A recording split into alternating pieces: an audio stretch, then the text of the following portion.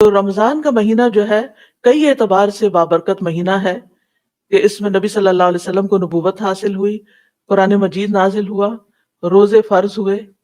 نبی صلی اللہ علیہ وسلم رمضان میں ہی قرآن کا دور کیا کرتے تھے۔ جبریل علیہ السلام نبی صلی اللہ علیہ وسلم سے ہر رمضان میں ہر رات میں ملتے، یہاں تک کہ پورا رمضان گزر جاتا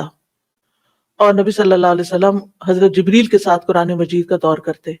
یاد رکھیے رمضان قرآن کا مہینہ ہے، رمضان قرآن کا مہینہ ہے۔ اس میں فرض نمازوں کے بعد، فرض روزے کی ادائیگی کے بعد سب سے اہم ترین کام قرآن مجید کے ساتھ تعلق قائم کرنا ہے، دن ہو یا رات ہو۔ نبی صلی اللہ علیہ وسلم کی راتیں رمضان میں کیسے گزرتی تھی؟ آپ عشاء کے بعد قیام کرتے، اس کے بعد جبریل تشریف لے آتے، پھر جبریل علیہ السلام کے ساتھ آپ قرآن مجید کا دور کرتے اور پھر اس میں رات کا ایک بڑا حصہ گزر جاتا اور یوں آپ کی راتیں، رمضان کی راتیں قرآن کی راتیں ہوتی تھی۔ ہمارا راتوں میں کیا حال ہوتا ہے؟ ہمیں اپنا جائزہ لینا چاہیے کہ ہماری راتیں کیا، رمضان کی راتیں خاص طور پر قرآن مجید کے ساتھ گزرتی ہیں؟ تو ہمیں اس چیز کے لیے خاص اہتمام کرنا چاہیے اور اس رات کی نیند کی کچھ کمی کو پورا کرنے کے لیے دن کو کچھ آرام کر لینا چاہیے، لیکن رات کے ایک حصے میں قرآن مجید کا پڑھنا بہت ضروری ہے، اور خاص طور پر نماز کے اندر، تراویح کے اندر کم از کم ایک پورا قرآن مجید مکمل کر لیا جائے، اور اگر آخری عشرے میں اللہ تعالیٰ توفیق دے اور سحری کے وقت آپ کو قیام، یعنی کہ قیام کا موقع ملے تو مزید اس میں بھی تلاوت کر لی جائے، اور سحری کے وقت استغفار کا اہتمام کیا جائے، یعنی رات کا اسکیجول جو ہے وہ اس طرح ہوگا۔ سلف صالحین رمضان کے مہینے کو قرآن کی تلاوت کرنے، اس کو غور سے سننے، اس کو سمجھنے، اس میں تدبر کرنے، اس پر عمل کرنے کے اعتبار سے اسے ایک درسگاہ خیال کرتے تھے کہ رمضان کا مہینہ قرآن سکھانے کا، قرآن کو سمجھنے کا، قرآن کو جذب کرنے کا، قرآن کو اخذ کرنے کا مہینہ ہے، یعنی باقی تمام کام چھوڑ دیتے۔ جیسے سفیان ثوری کے بارے میں آتا ہے، جو ہی رمضان کا مہینہ داخل ہوتا سفیان ثوری تمام کام چھوڑ دیتے اور قرآن کی قرات پر متوجہ ہو جاتے، یعنی سب سے زیادہ جو نیکی اور عمل کرنے کا ہے وہ قرآن کی تلاوت اور اس پر غور و فکر اور اس کو سمجھنا ہے۔ لہٰذا ہم میں سے ہر ایک اس چیز کو میک شور کرے کہ وہ اپنی پلاننگ میں رمضان کے مہینے میں قرآن کے ساتھ زیادہ سے زیادہ تعلق قائم کرے۔ اوور آل بھی رمضان کا مہینہ ایک مبارک مہینہ ہے۔ رسول اللہ صلی اللہ علیہ وسلم نے فرمایا، تمہارے پاس رمضان کا مبارک مہینہ آ گیا ہے، اللہ عز و جل نے تم پر اس ماہ کے روزے فرض قرار دیے ہیں، اور اس ماہ میں آسمان کے دروازے کھول دیے جاتے ہیں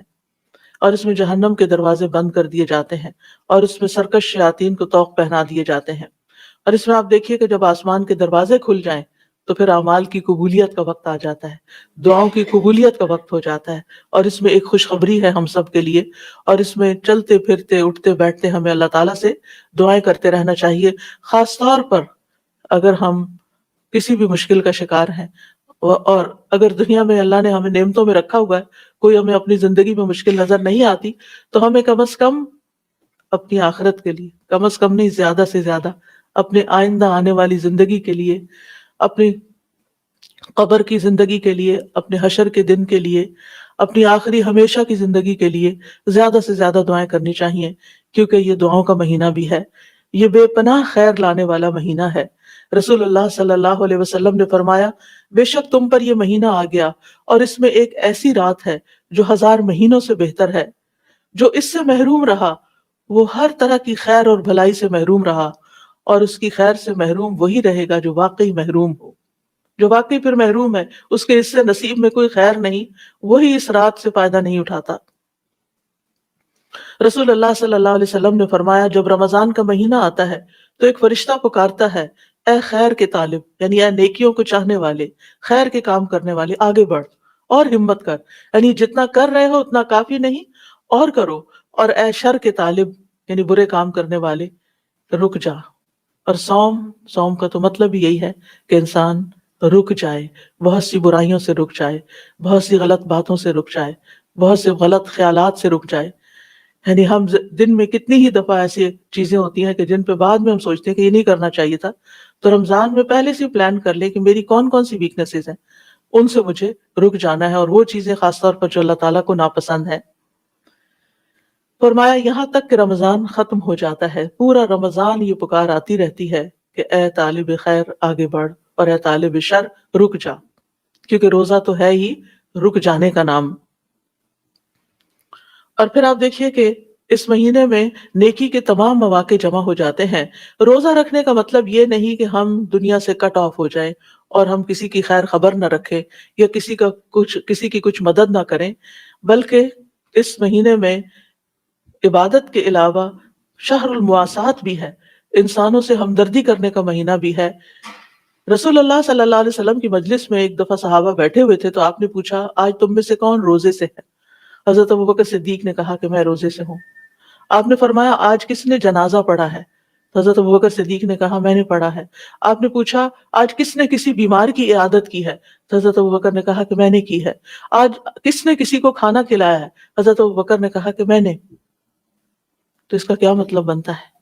کہ روزہ رکھنے کے بعد انسان یہ نہ سوچے آج میں روزے سے ہوں لہٰذا، عورتوں پہ تو خیر جنازے کی نماز نہیں، لیکن مردوں کے لیے آج مجھے کسی کو غسل نہیں دینا میت کو کیونکہ میں روزے سے ہوں، آج مجھے جنازے کے لیے نہیں جانا کہ میں روزے سے ہوں، آج مجھے بیمار کو نہیں دیکھنے جانا کہ میں روزے سے ہوں۔ ایسا نہیں کرنا،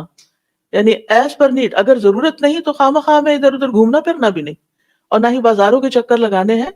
اگر ضرورت ہے اور جہاں جس چیز کی ضرورت ہے بندوں کو خدمت اور مدد کی، وہ کرنا ہے۔ اور خاص طور پر خواتین کے حوالے سے یہ کہ انہیں گھر کے بہت سے ایسے کام کرنے پڑتے ہیں کہ جس میں بعض اوقات ان کی کچھ عبادت متاثر بھی ہوتی ہے،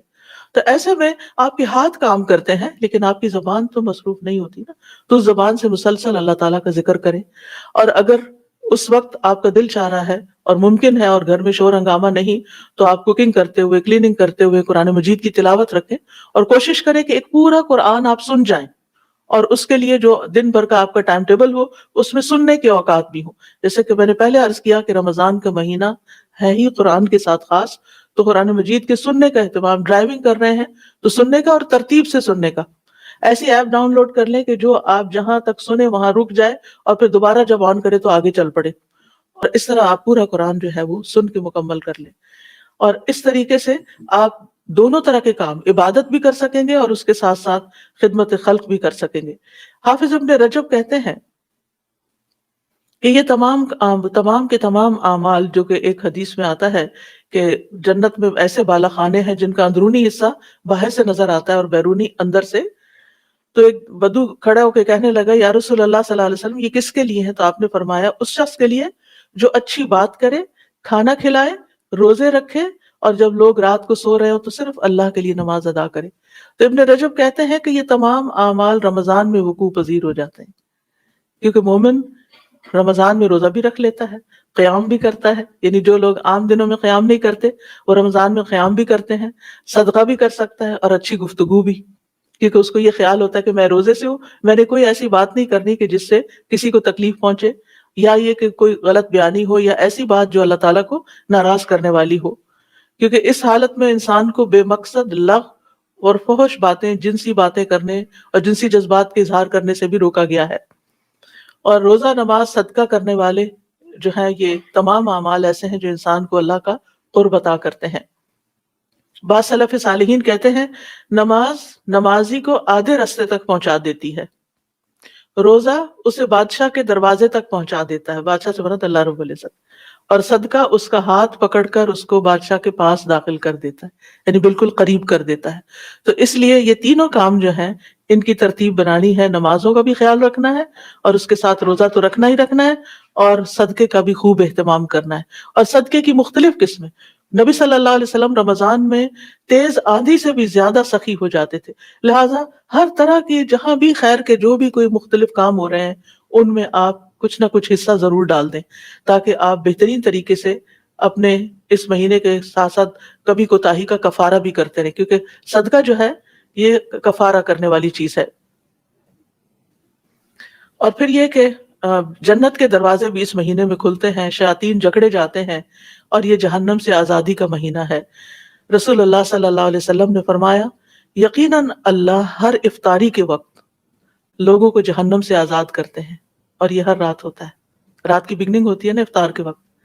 تو جب آپ افطار کر رہے ہو تو اس وقت ضرور یہ دعا کریں کہ یا اللہ تو مجھے بھی جہنم سے آزاد کر دینا. میں جہنم کی، کل ہم نے جو جہنم کی ڈسکرپشن سنی تھی، یہ کتنی ڈیپ ہے جہنم، اور اس میں سے نکلنا کتنا مشکل ہے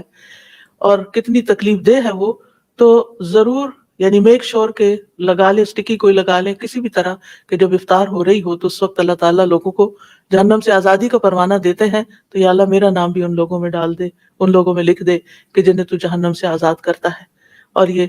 روزے کی برکت اور رمضان کے مہینے میں ہی ہوتا ہے. اللہ سبحانہ وتعالیٰ کے سے توفیق مانگے کہ رمضان کے بعد ہماری زندگیوں میں واقعی ایک تبدیلی پیدا ہو چکی ہو. یعنی